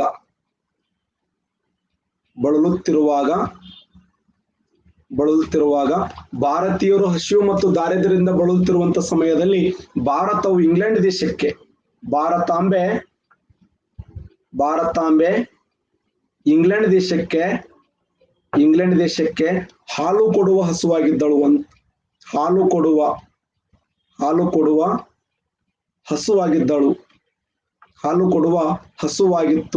ನೋಡಿ, ಈ ಸ್ಟೇಟ್ಮೆಂಟ್ ಅನ್ನು ಕೊಟ್ಟವರು ಯಾರು ಅಂತಂದ್ರೆ ಡಾಕ್ಟರ್ ಈಶ್ವರಿ ಪ್ರಸಾದ್ ಅವರು. ಭಾರತೀಯ ಮಕ್ಕಳು ಹಸಿವು ಮತ್ತು ದಾರಿದ್ರ್ಯದಿಂದ ಬಳಲುತ್ತಿರುವಂತ ಸಮಯದಲ್ಲಿ ತುತ್ತು ಅನ್ನ ಇಲ್ಲದಂತೆ ಬಳಲುತ್ತಿರುವಂತ ಸಮಯದಲ್ಲಿ ಭಾರತಾಂಬೆ ಬ್ರಿಟಿಷರಿಗೆ ಹಾಲುಣಿಸುವ ಹಸುವಾಗಿದ್ದಳು ಅಂದ್ರೆ ಎಷ್ಟು ಮನಸ್ಸಿಗೆ ನೋವಾಗ್ತದೆ ಅಂದ್ರೆ, ನಮ್ಮ ದೇಶದಲ್ಲಿ ಆ ಸಮಯದಲ್ಲಿ ಎಲ್ಲವೂ ಕೂಡ ತನ್ನ ಅಸ್ತಿತ್ವ ಕಳ್ಕೊತು. ಕೃಷಿ ವಲಯ ಅಸ್ತಿತ್ವ ಕಳ್ಕೊಳ್ಳೋ ಬಂದಿತ್ತು, ಕೈಗಾರಿಕಾ ವಲಯ, ವ್ಯಾಪಾರ ವಲಯ, ಈ 3 ವಲಯಗಳ ಮೇಲೆ ಅವರು ಪ್ರಭಾವ ಬೀರ್ತಾರೆ ಸ್ನೇಹಿತರೆ. ದೇಶದ ಕೃಷಿ, ಕೈಗಾರಿಕೆ, ವಾಣಿಜ್ಯ, ಭಾರತ ದೇಶ ಕಚ್ಚಾ ವಸ್ತುಗಳನ್ನು ರಫ್ತು ಮಾಡುವಂತ ರಾಷ್ಟ್ರವಾಗಿತ್ತು. ನಮ್ಮ ದೇಶ ಕೇವಲ ಕಚ್ಚಾ ವಸ್ತುಗಳನ್ನು ರಫ್ತು ಮಾಡುವ ರಾಷ್ಟ್ರವಾಗಿತ್ತು ಹೊರತು ಪಕ್ಕಾ ವಸ್ತುಗಳನ್ನು ರಫ್ತು ಮಾಡುವಂತ ರಾಷ್ಟ್ರ ಆಗಿರಲಿಲ್ಲ. ಅದಕ್ಕೆ ಡಾಕ್ಟರ್ ಈಶ್ವರಿ ಪ್ರಸಾದ್ ಹೇಳ್ತಾರೆ, ಭಾರತೀಯರು ಹಸಿವು ಮತ್ತು ದಾರಿದ್ರ್ಯದಿಂದ ಬಳಲುತ್ತಿರುವಂತ ಸಮಯದಲ್ಲಿ ಭಾರತಾಂಬೆ ಇಂಗ್ಲೆಂಡ್ ದೇಶಕ್ಕೆ ಹಾಲು ಕೊಡುವ ಹಸುವಾಗಿದ್ದಳು ಅನ್ನುವಂತ ಮಾತನ್ನ ಹೇಳಿದವರು ಯಾರು ಅಂತಂದ್ರ ಈ ಒಂದು ಮಾತನ್ನ ಹೇಳ್ತಾರೆ. ಭಾರತೀಯರು ಹಸಿವು ಮತ್ತು ದಾರಿದ್ರ್ಯದಿಂದ ಬಳಲುತ್ತಿರುವಂತ ಸಮಯದಲ್ಲಿ ಭಾರತಾಂಬೆ ಬ್ರಿಟಿಷರಿಗೆ ಹಾಲು ಕೊಡುವ ಹಸುವಾಗಿದ್ದಳು ಅನ್ನುವಂತ ಮಾತನ್ನ ಹೇಳಿದವರು ಯಾರಂದ್ರೆ ಈ ಒಂದು ಡಾಕ್ಟರ್ ಈಶ್ವರಿ ಪ್ರಸಾದ್. ಅತ್ಯಂತ ಹೆಚ್ಚು ಪರಿಣಾಮಕಾರಿಯಾಗಿರುವಂತ ವ್ಯಾಖ್ಯೆ ಇದು, ಅತ್ಯಂತ ಪ್ರಬುದ್ಧವಾಗಿರುವಂತ ವ್ಯಾಖ್ಯೆ. ಇನ್ನು ಮಲ್ಲೇಸನ್ ಮತ್ತು ಕಾಯೆ ಅನ್ನುವಂತ ಇತಿಹಾಸಕಾರ, ಮೆಲ್ಲೆಸನ್ ಮತ್ತು ಕಾಯೆ ಅನ್ನುವಂತ ಇತಿಹಾಸಕಾರ ಏನ್ ಹೇಳ್ತಾರೆ ಅಂದ್ರೆ 1857ರ ಮಹಾದಂಗೆಯು ಇದೊಂದು ಸಿಪಾಯಿ ದಂಗೆವಾಗಿತ್ತು. ಇದೊಂದು ಸಿಪಾಯಿ ದಂಗೆ 1857ರ ಮಹಾದಂಗೆಯು ಸಿಪಾಯಿ ದಂಗೆ ಎಂದು ಉಲ್ಲೇಖಿಸಿದಂತ ವ್ಯಕ್ತಿ ಯಾರು ಅಂತಂದ್ರೆ ಈ ಮಲ್ಲೇಸನ್ ಮತ್ತು ಕಾಯೆ. ಅದರ ಜೊತೆಯಲ್ಲಿ ವಿ ಎಸ್ ಸ್ಮಿತ್ ಅವರು ಕೂಡ ಈ ಮಾತನ್ನು ಹೇಳ್ತಾರೆ. ವಿ ಎಸ್ ಸ್ಮಿತ್ ಇದೊಂದು ಸಿಪಾಯಿ ದಂಗೆ, ಸಿಪಾಯಿ ದಂಗೆ 1857ರ ದಂಗೆಯನ್ನು ಸಿಪಾಯಿ ದಂಗೆ ಎಂದು ಕರೆದವರು ಯಾರಂದ್ರೆ ವಿ ಎಸ್ ಸ್ಮಿತ್. ಮಲ್ಲೇಸನ್ ಮತ್ತು ಕಾಯೆ ಎಂಬ ಇತಿಹಾಸಕಾರ ಹೇಳ್ತಾರೆ 1857ರ ದಂಗೆ ಕೇವಲ ಸಿಪಾಯಿಗಳು ಮಾತ್ರ ಈ ಹೋರಾಟದಲ್ಲಿ ಪಾಲ್ಗೊಂಡ ಸಲುವಾಗಿ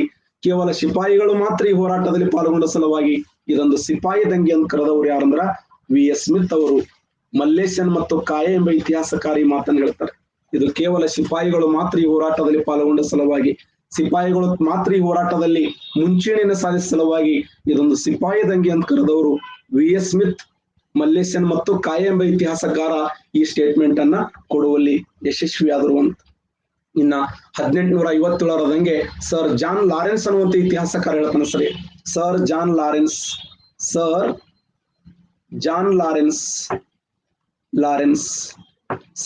ಲಾರೆನ್ಸ್ ಅನ್ನುವಂತ ಇತಿಹಾಸಕಾರ ಏನ್ ಹೇಳ್ತಾನಂದ್ರೆ 1857ರ ದಂಗೆ ಸಿಪಾಯಿ ದಂಗೆಗಿಂತ ಹೆಚ್ಚಾಗಿದ್ದು. ನೋಡಿ ಇವ ಹೆಂಗ್ ಹೇಳ್ತಾನೆ, 1857ರ ದಂಗೆಯು ಸಿಪಾಯಿ ದಂಗೆಗಿಂತ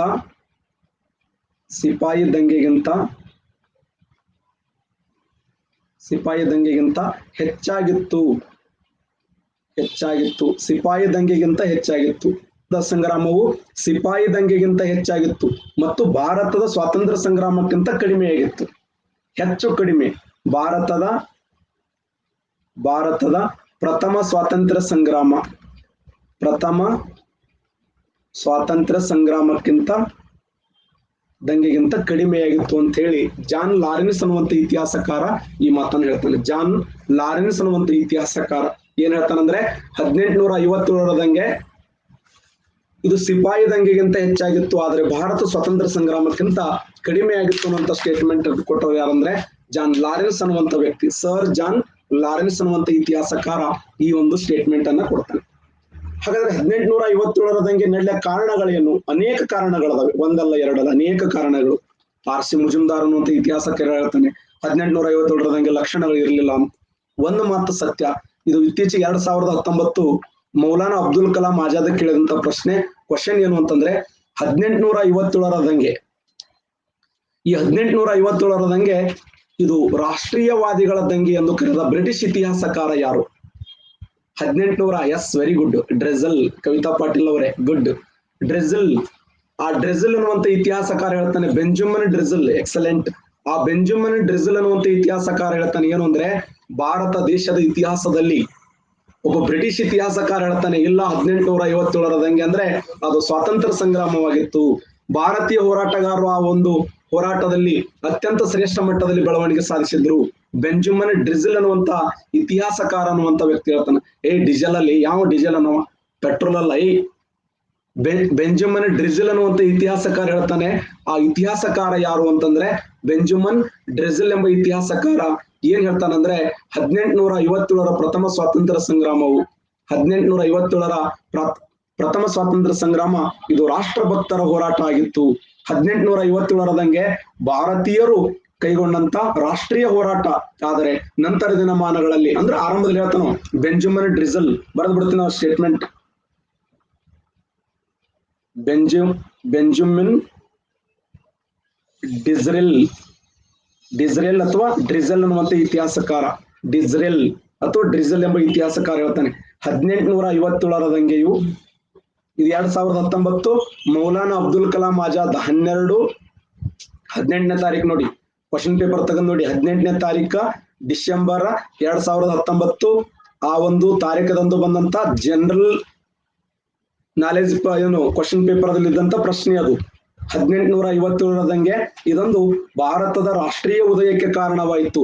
ಭಾರತದ ಸಂತ ಭಕ್ತರಿಂದ ಹೋರಾಟ ನಡೆದಿತ್ತು, ದೇಶಭಕ್ತದ ಹೋರಾಟ ಚಳವಳಿಯಾಗಿತ್ತು ಅಂತ ಹೇಳಿದವರು ಯಾರಂದ್ರೆ ಬ್ರಿಟಿಷ್ ಇತಿಹಾಸಕಾರ ಬೆಂಜಮಿನ್ ಡಿಸ್ರೇಲ್ ಅಥವಾ ಡ್ರಿಜಲ್ ಎಂಬ ಇತಿಹಾಸಕಾರ ಈ ಮಾತು ಹೇಳ್ತಾನೆ. 1857ರ ದಂಗೆಯು 1857ರ ದಂಗೆಯು ರಾಷ್ಟ್ರೀಯತೆಯ ಉದಯವಾಯಿತು. ರಾಷ್ಟ್ರೀಯತೆಯ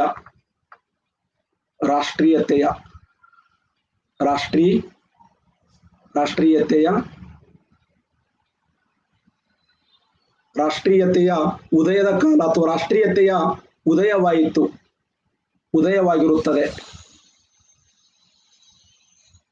ಉದಯವಾಗಿರುತ್ತದೆ. ರಾಷ್ಟ್ರೀಯತೆ ಉದಯವಾಗಿರುತ್ತದೆ. ದಂಗೆಯ ನಂತರ ಮುಂದುವರೆದ ಹೇಳ್ತಾರವರು, ದಂಗೆಯ ನಂತರ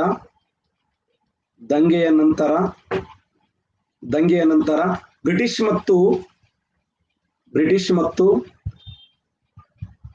ಮತ್ತು ವಿದ್ಯಾವಂತ ಭಾರತೀಯರ ಮಧ್ಯದಲ್ಲಿ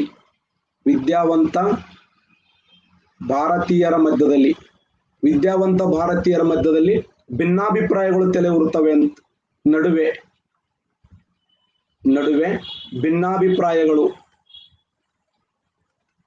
ಭಿನ್ನಾಭಿಪ್ರಾಯಗಳು ತಲೆದೂರುತ್ತವೆ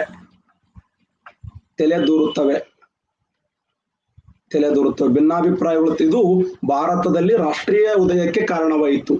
ಇದು ಭಾರತದಲ್ಲಿ ರಾಷ್ಟ್ರೀಯ ಉದಯಕ್ಕೆ ಕಾರಣವಾಯಿತು ಅನ್ನುವಂತ ಸ್ಟೇಟ್ಮೆಂಟ್ ಕೊಟ್ಟವರು ಯಾರು ಅಂದ್ರೆ ಬೆಂಜಮಿನ್ ಡಿಸ್ರೇಲ್ ಎಂಬ ಇತಿಹಾಸಕಾರ. 1857ರ ದಂಗೆ ರಾಷ್ಟ್ರೀಯ ಉದಯವಾಗಿರುತ್ತದೆ, ರಾಷ್ಟ್ರೀಯತೆಯ ಉದಯವಾಗಿರುತ್ತದೆ. ದಂಗೆಯ ನಂತರ ಬ್ರಿಟಿಷರು ಮತ್ತು ವಿದ್ಯಾವಂತ ಭಾರತೀಯರ ನಡುವೆ ಭಿನ್ನಾಭಿಪ್ರಾಯಗಳು ಆರಂಭ ಆಗ್ತವೆ. ಆ ಭಿನ್ನಾಭಿಪ್ರಾಯಗಳು ಮುಂದೆ ಅಖಂಡ ಭಾರತದ ರಾಷ್ಟ್ರೀಯತೆಯ ಉಗಮಕ್ಕೆ ಕಾರಣವಾಯಿತು ಅನ್ನುವಂತ ಮಾತನ್ನು ಹೇಳಿದವರು ಯಾರಂದ್ರ ಬೆಂಜಮಿನ್ ಡಿಸ್ರೇಲ್ ಅನ್ನುವಂತ ಇತಿಹಾಸಕಾರ ಈ ಒಂದು ಸ್ಟೇಟ್ಮೆಂಟ್ ಅನ್ನ ಕೊಡ್ತಾನೆ ಸ್ನೇಹಿತರೆ. ಬೆಂಜಮಿನ್ ಡಿಸ್ರೇಲ್ ಎಂಬ ಇತಿಹಾಸಕಾರ ಕೊಟ್ಟಂತ ಸ್ಟೇಟ್ಮೆಂಟ್ ಏನು ಅಂದ್ರೆ 1857ರ ದಂಗೆ ಇವು ರಾಷ್ಟ್ರೀಯ ಉದಯವಾಯಿತು, ರಾಷ್ಟ್ರೀಯತೆಯ ಉದಯವಾಯಿತು. ಬ್ರಿಟಿಷರು ಮತ್ತು ವಿದ್ಯಾವಂತ ಭಾರತೀಯರ ನಡುವೆ ಭಿನ್ನಾಭಿಪ್ರಾಯಗಳು ತಲೆದೂರುತ್ತವೆ. ಇದು ಭಾರತ ದೇಶದಲ್ಲಿ ರಾಷ್ಟ್ರೀಯ ಉಗಮಕ್ಕೆ, ರಾಷ್ಟ್ರೀಯ ಉದಯಕ್ಕೆ ಪ್ರಮುಖವಾಗಿರುವಂತಹ ಕಾರಣವಾಯಿತು ಅನ್ನುವಂತ ಮಾತನ್ನು ಹೇಳಿದವರು ಯಾರು? ಬೆಂಜಮಿನ್ ಡಿಸ್ರೇಲ್ ಎಂಬ ಇತಿಹಾಸಕಾರ. ಇನ್ನು ಮಾರ್ಕ್ಸ್ವಾದಿಗಳು ಹೇಳ್ತಾರೆ, ಮಾರ್ಕ್ಸ್ವಾದಿಗಳು ಬಹಳ ಮಂದಿ ಹೇಳ್ಯಾರ ಅವರು, ಮಾರ್ಕ್ಸ್ವಾದಿಗಳು ಈ ಮಾರ್ಕ್ಸ್ವಾದಿಗಳು ಏನ್ ಸ್ಟೇಟ್ಮೆಂಟ್ ಕೊಡ್ತಾರಂದ್ರೆ 1857ರ ದಂಗೆಯು ರೈತರು ಮತ್ತು ಸೈನಿಕರು ನಡೆದಂತ ಇವಂತರು ಸುಮ್ಮನೆ ಏನ್ ಹೇಳ್ತಾರೆ, ಇವು ಸಂಬಂಧ ಇಲ್ಲ, ಸೂತ್ರ ಇಲ್ಲ ಹೋರಾಟಕ್ಕೆ ಇದಕ್ಕೆ. ಈ ಮಾರ್ಕ್ಸ್ವಾದಿಗಳು ಏನ್ ಹೇಳಿದಾರಂದ್ರೆ ಈ ದಂಗೆ 1857ರ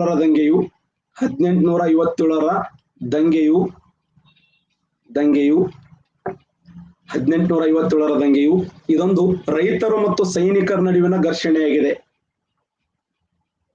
ರೈತರು ಮತ್ತು ಸೈನಿಕರ ನಡುವಿನ ಘರ್ಷಣೆಯಾಗಿದೆ. 1857ರ ದಂಗೆಯು ಇದು ರೈತರು ಮತ್ತು ಸೈನಿಕರ ನಡುವಿನ ಘರ್ಷಣೆಯಾಗಿದೆ ಅಂತ ಹೇಳಿದವರು ಯಾರಂದ್ರ ಮಾರ್ಕ್ಸ್ವಾದಿಗಳು. ನೆನಪಿಡಿ, ಮಾರ್ಕ್ಸ್ವಾದಿಗಳು ಏನ್ ಹೇಳ್ತಾರಂದ್ರೆ ರೈತರು ಮತ್ತು ಸೈನಿಕರ ನಡುವಿನ ಘರ್ಷಣೆ 1857ರ ದಂಗೆ ಅಂತ ಕರೆದವರು. ಸಾಕಷ್ಟು ಇತಿಹಾಸಕಾರರು, ರಾಯಚೌಧರಿ ಅವರು ಹೇಳ್ತಾರೆ ಇದು ನಾಗರಿಕತೆಯ ದಂಗೆ ಅಂತ. ರಾಯಚೌಧರಿ ಅನ್ನುವಂತ ಇತಿಹಾಸಕಾರ, ರಾಯಚೌಧರಿ ಅನ್ನುವಂತ ಇತಿಹಾಸಕಾರ 1857ರ ದಂಗೆಯನ್ನ ನಾಗರಿಕತೆಯ ದಂಗೆ ಅಂತ ಕರೆದರು. ನಾಗರಿಕತೆಯ ದಂಗೆ 1857ರ ದಂಗೆ ನಾವು KS ಲೆವೆಲ್ ಡೆಪ್ತ್ ಆಗಿ ಓದಾಕತ್ತೀವಿ. ಈಗ ಎಲ್ಲಿ ಒಂದು ಮಾರ್ಕ್ಸ್ ಮಿಸ್ ಆಗಬಾರ್ದು ಮಗ, ನಾವು ಅಷ್ಟು ಪರ್ಫೆಕ್ಟ್ ಆಗೋಣ. ಸುಮ್ ಮೇಲಿಂದ ಮೇಲೆ ಓದೋದು ಬೇಡ, PC ಲೆವೆಲ್ ಬೇಡ, KS ಲೆವೆಲ್ ಹೊಡೆದ್ರ ರಾಮನ ಬಾಣ ಹೊಡೆದಂಗ ಆಗ್ಬೇಕು.